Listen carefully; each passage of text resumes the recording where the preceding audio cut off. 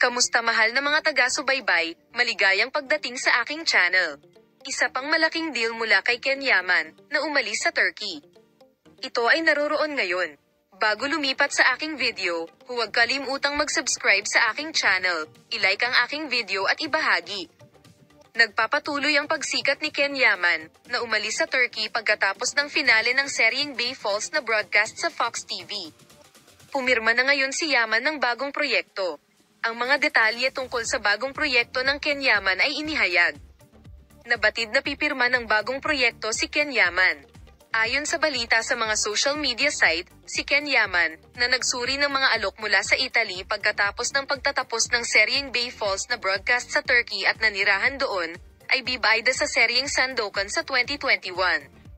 Gayunpaman, dahil sa lumalalang kondisyon ng pandemya, ipinagpaliban ang serye, at habang hinihintay ni Ken Yaman ang bagong petsa ng Sandoka, nagbida siya sa seryeng Viola Como Mari, na ginawa ng parehong kumpanya ng produksyon, sa loob ng 2 season, at sa ang seryeng El Turco, naganap na kinunan sa Ingles sa Hungary, na may produksyon bawat buwan.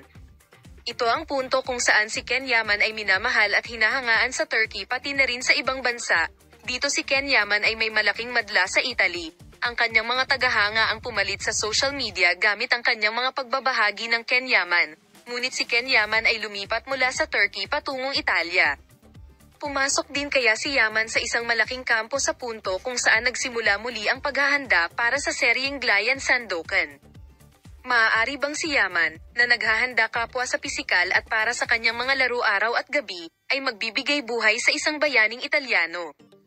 Ang manunulat na Italyano na si Emilio Salgarin ay naglathala ng 11 nobela, 2 sa mga ito ay inilathala sa Italia noong 1883. Isang kathang-isip na pirata noong ika-19 na siglo, si Sandokan.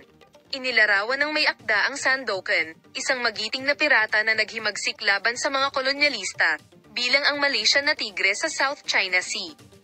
Si Sandokan ay isang mandirigma na laging sumusuporta sa mahihina, pinoprotektahan ang mga tao, at namamahagi ng hustisya.